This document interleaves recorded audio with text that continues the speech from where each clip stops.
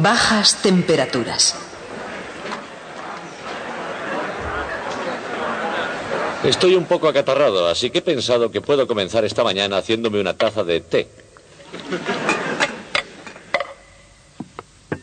Como ven, va a ser un té helado. Que una cosa sea caliente o fría depende de cómo se la considere.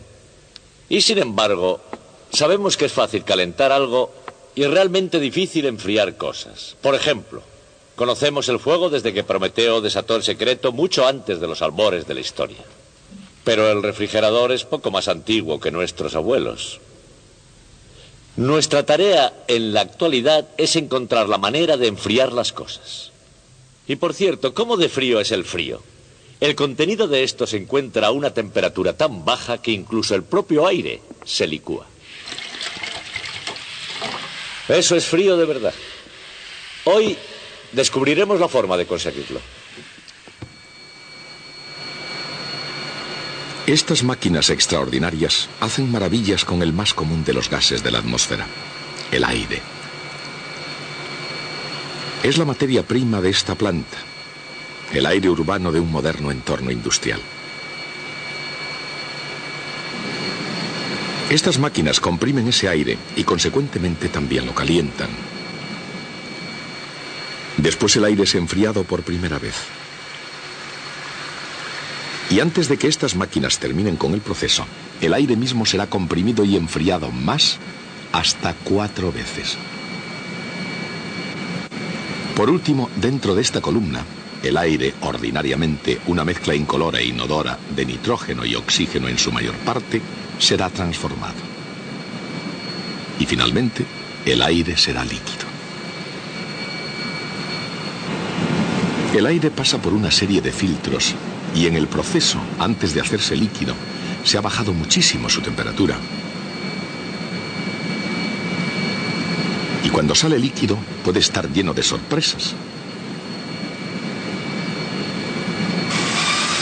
El oxígeno líquido parece refrescante, pero nadie estará lo suficientemente loco como para bañarse en él.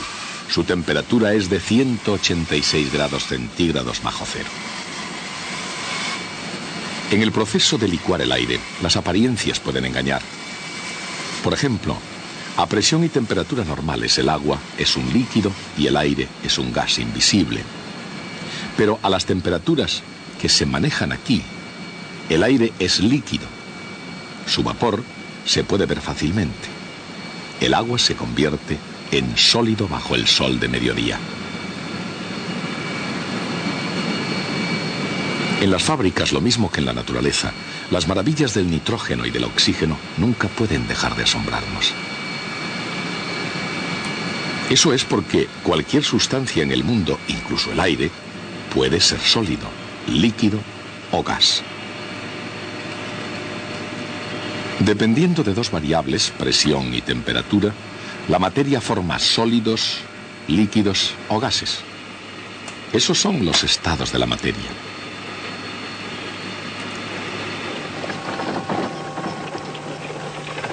Hace unos 150 años, Michael Faraday dio la primera explicación racional sobre los estados de la materia.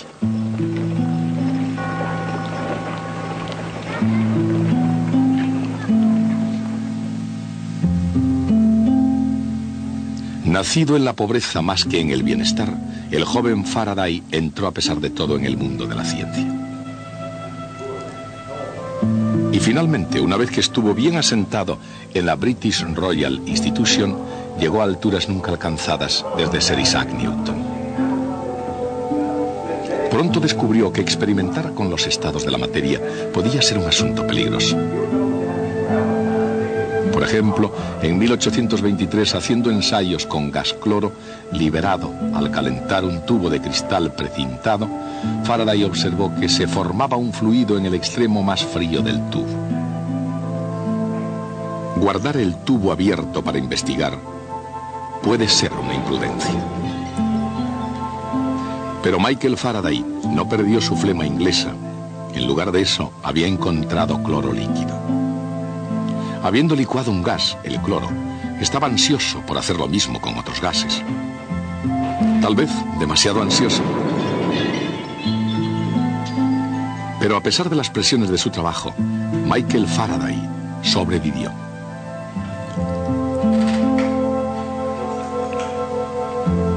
Y los documentos que nos ha dejado prueba que fue el primero en darse cuenta de que la misma materia puede existir en cada uno de los estados fundamentales: gas, líquido y sólido. Pero esa existencia requerirá la temperatura y la presión adecuadas.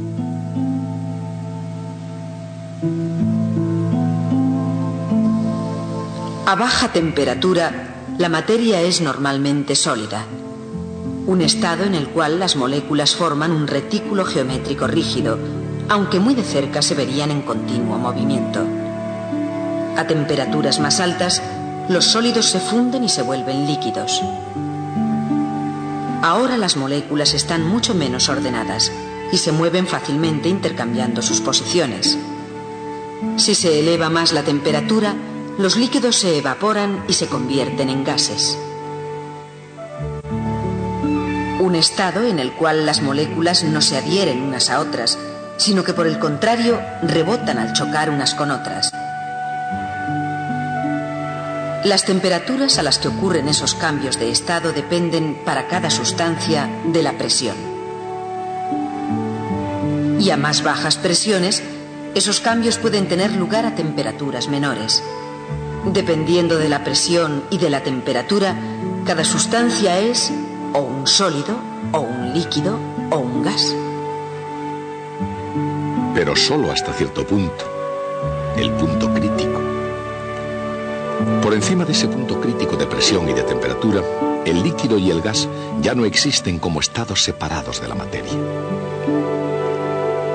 El punto crítico, que es diferente para cada sustancia, fue descubierto por un físico parisino, Charles Cagnard-Latour.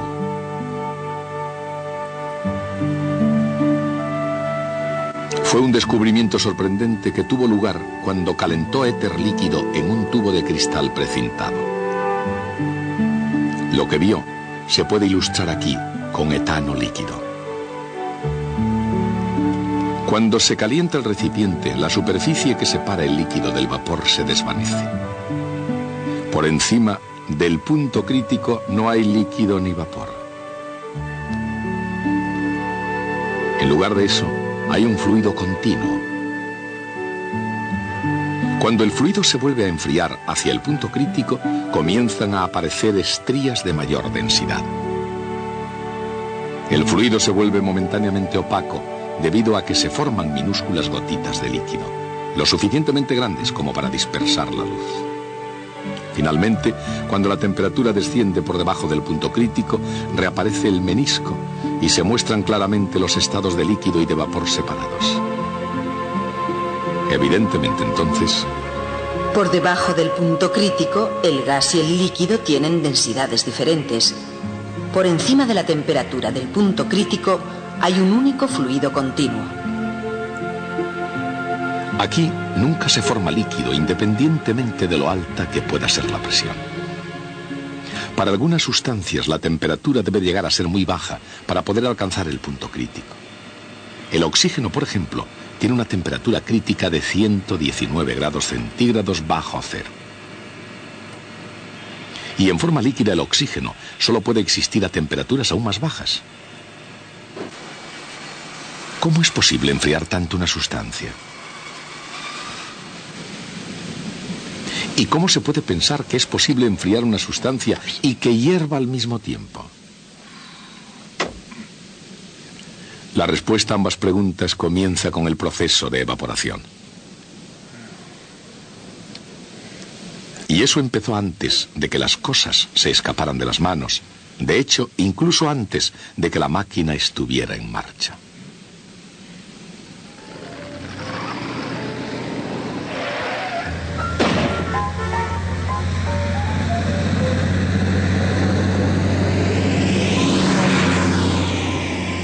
Cuando el motor está frío, el agua en el radiador se encuentra a la presión normal y más o menos a temperatura ambiente. Todavía es un líquido.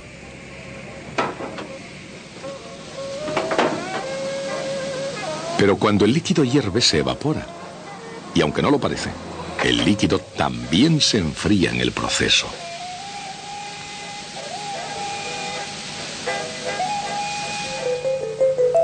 Frías, tranquilas y más o menos agrupadas, las moléculas dan vueltas lentamente. Al ser calentadas se mueven más deprisa. Cuanto más alta sea la temperatura, mayor es su velocidad. Cuando aumenta la temperatura, las moléculas más rápidas consiguen escapar por sus propios medios, dejando atrás a las más lentas y más frías. Al mismo tiempo, en su lucha por escapar de ellas, las moléculas más rápidas pierden velocidad y se enfrían al evaporarse. Tanto el vapor como el líquido que queda se enfrían por el proceso de evaporación.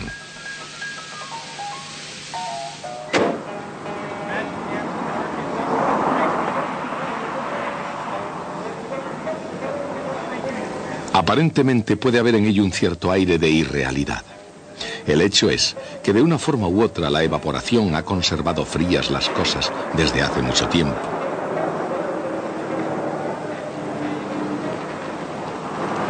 Por ejemplo, consideremos a Leonardo da Vinci, un genio en cualquier tema que tuviera algo que ver con el aire. Incluso inventó un sistema para enfriarlo. Y durante los 300 años siguientes fue lo mejor en aire acondicionado. Incesantemente a lo largo de la historia, científicos tales como Michael Faraday continuaron buscando procedimientos para enfriar realmente las cosas. Y en el siglo XIX encontraron uno en el dióxido de carbono. Así, el primer gran paso desde la temperatura ambiente hasta una temperatura baja no resulta difícil de dar. Está relacionado con las propiedades particulares del dióxido de carbono. La temperatura crítica del dióxido de carbono es algo superior a la temperatura ambiente. Si en esta aula yo tuviera dióxido de carbono, pero a alta presión, el tal dióxido sería un líquido normal. Y precisamente eso es lo que tengo dentro de esta bombona. La presión está por encima de la presión crítica del dióxido de carbono, unas 73 atmósferas, 73 veces la presión atmosférica. La temperatura es naturalmente la temperatura del aula. En esas condiciones el dióxido de carbono es un líquido. Ahora, cuando yo abra esta válvula, la presión en el interior es tan alta que lo primero que van a oír es un silbido muy grande. Pero lo que realmente ocurre es que el dióxido de carbono se evapora y desciende en presión a lo largo de su curva de presión de vapor a baja temperatura. Una de las peculiaridades del dióxido de carbono es que pasa por su punto triple, el punto en el que se congela cuando su presión está todavía por encima de una atmósfera. En su descenso se congela y se convierte en lo que se llama hielo seco. Continúa enfriándose, sigue enfriándose y llega casi a 80 grados centígrados bajo cero antes de alcanzar la presión de una atmósfera, dejando entonces de enfriarse. Ahora me gustaría mostrárselo. Voy a abrir la válvula y alcanzaremos menos 80 grados. No se asusten que esto va a hacer ruido.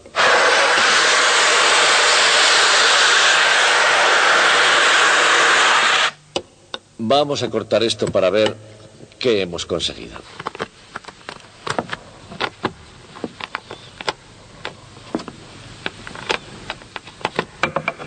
Aquí lo tienen, mírenlo, esto es hielo seco. No ha sido muy difícil obtener este descenso de temperatura. Una vez hecho esto, sin embargo, fue una tarea ardua conseguir bajar hasta la temperatura del aire líquido. E incluso el aire líquido no era el final. Había llegado el momento para que Faraday pusiese su atención en la tarea, independientemente de lo larga y dura que ésta fuera. El descubrimiento del dióxido de carbono era algo más que un simple hecho. Era la inspiración que necesitaba para continuar con su trabajo de licuar gases. Más tarde, cuando encontró tiempo para tomar nota de sus conclusiones, el mundo científico tomó buena nota. Había bajado la temperatura de los gases en un baño de hielo seco y éter. Cuando estaban fríos, los había comprimido a una presión 40 veces la de la atmósfera. Michael Faraday había licuado todos los gases conocidos, excepto el oxígeno, el nitrógeno y el hidrógeno. La licuefacción de estos gases requeriría enfriarlos por debajo de sus temperaturas críticas, que están muy por debajo de la temperatura del hielo seco. Y aunque Faraday no diera el paso siguiente, había mostrado la dirección correcta: un enfriamiento paso a paso llamado proceso en cascada. Y al igual que el agua que cae de un nivel a otro, la licuefacción tiene lugar en una cascada de temperaturas descendientes. Un líquido sirve como baño para otro, enfriando a su vez al siguiente. La licuefacción del oxígeno necesitaría pasos adicionales. Uno de los más importantes fue la invención del intercambiador de calor. El intercambiador de calor consta de dos tubos largos, uno al lado del otro, y comienza a funcionar cuando un fluido frío entra por un extremo y al mismo tiempo un fluido caliente entra por el otro extremo del segundo tubo.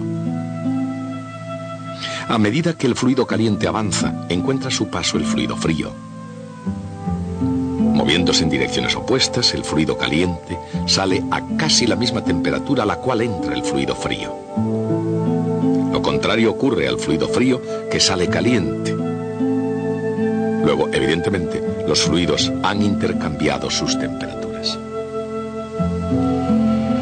Este intercambio de calor a contracorriente, como se muestra aquí por este zigzag en el diagrama del fluido, yace en el corazón del proceso de licuefacción.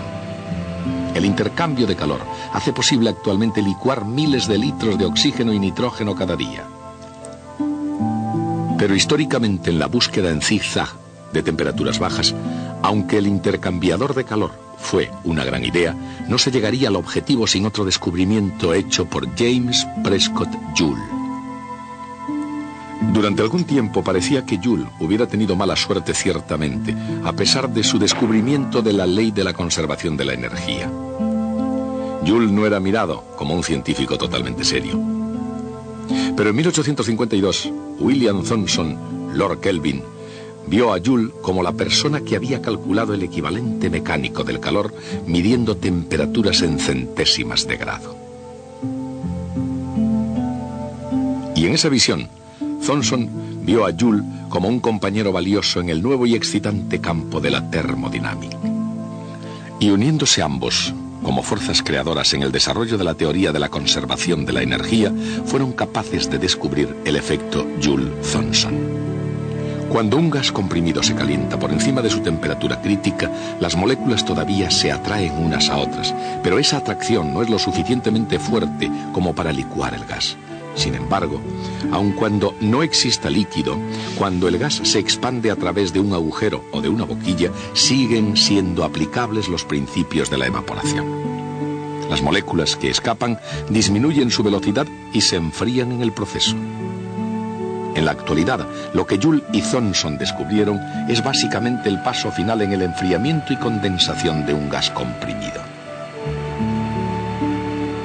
En su momento, se necesitaría de otro europeo emprendedor para convertir la licuefacción de los gases en un asunto práctico. Era un ingenioso alemán muy práctico llamado Carl von Linde. Su proceso, que utilizaba solamente aire, constituyó la plataforma para el futuro.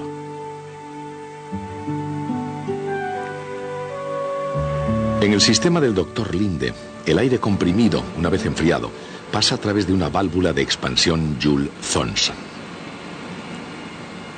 El gas que no se ha licuado vuelve al compresor a través de un intercambiador de calor, en el que el gas comprimido entrante es enfriado por el gas frío saliente hasta una temperatura más baja. Y el resultado neto es aire líquido. Desde el punto de vista científico, ni siquiera el aire líquido es el final de la historia. Cuando se consiguió por primera vez aire líquido, es decir, nitrógeno líquido y oxígeno líquido, se vio que quedaba un gas cuya temperatura de licuefacción era la más baja de todas. Ese gas era el hidrógeno. También se vio que aquel que consiguiera licuar el hidrógeno habría conseguido un gran triunfo científico. Una vez más, la carrera había comenzado.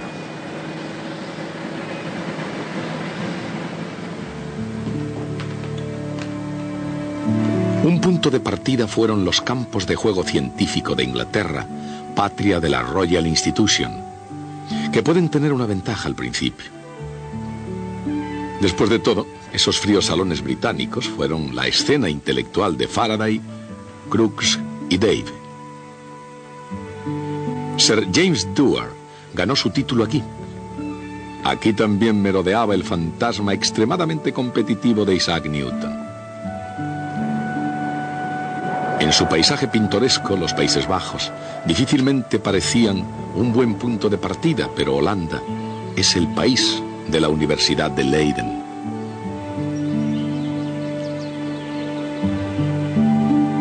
Y esos muros no solamente reflejaban ya los ecos de las leyendas científicas de Muschenbroek, Van Marum y Boerhaave.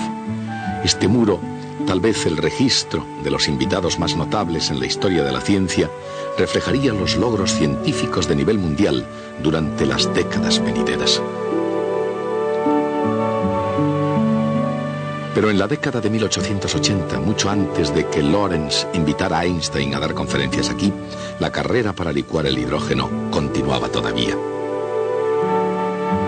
Y en el laboratorio de física de la Universidad de Leiden, al tratarse de la licuefacción del último gas conocido que quedaba, el candidato principal era el distinguido profesor Hein Kamerlingh Onnes. Al otro lado del Canal de la Mancha, sin embargo, los inteligentes corredores de apuestas de Londres apostaban por Sir James Dewar. Había llegado a ser una autoridad de la licuefacción de los gases. En un viernes dado sería capaz de levantarse a explicar precisamente por qué. En la Royal Institution, además de ser un ingenioso conferenciante, Dewar realizó muchos inventos de obligada referencia científica, entre otros, una variedad de recipientes de doble pared para conservar fríos los líquidos. En los círculos científicos, esos inventos pequeños y prácticos fueron conocidos como frascos de Dewars. Hoy se les llama más comúnmente termos. En cualquier caso, con la ayuda de esos frascos, James Dewar ganó la carrera en 1896. Fue el primero en licuar hidrógeno. No obstante, por otra extraña jugada de la historia de la ciencia, no licuó el último gas conocido. Justamente en lo que se suponía era la línea de llegada, se descubrió un gas enteramente nuevo: el helio, que tendría el punto de licuefacción más bajo de todos. Para Kamerlingh Onnes, el helio representaba otra oportunidad, e inmediatamente intentó ser el primero en licuar el último gas de la Tierra. Necesitó extensa erudición y extraordinaria maquinaria. Tomó ayudantes capacitados y le costó más de 10 años, pero fue un éxito. Kamerlingh Onnes fue el primero en licuar el helio a una temperatura de solo 4 grados Kelvin sobre el cero absoluto. Su logro no solamente fue asombroso para su época, sino que abrió fronteras científicas que están siendo exploradas aún hoy. El aire líquido no es tan frío como el helio líquido, pero es suficiente para la mayor parte de las aplicaciones. Por ejemplo, puede cambiar drásticamente las propiedades de la materia ordinaria. Veamos un ejemplo. Tengo esta bombilla encendida por una corriente que pasa a través de este alambre de cobre. El alambre de cobre tiene una alta resistencia eléctrica y como consecuencia la bombilla apenas luce. Ustedes no pueden verla lucir, pero yo desde aquí doy fe de que está luciendo.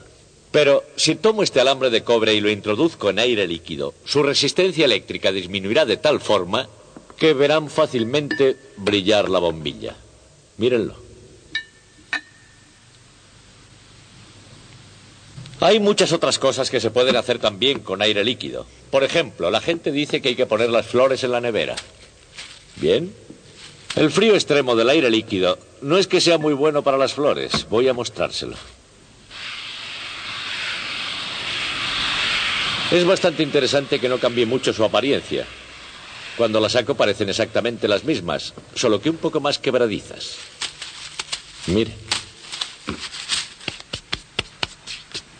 Hay una cosa más con la que voy a ensayar a esta temperatura, y es un balón de rugby.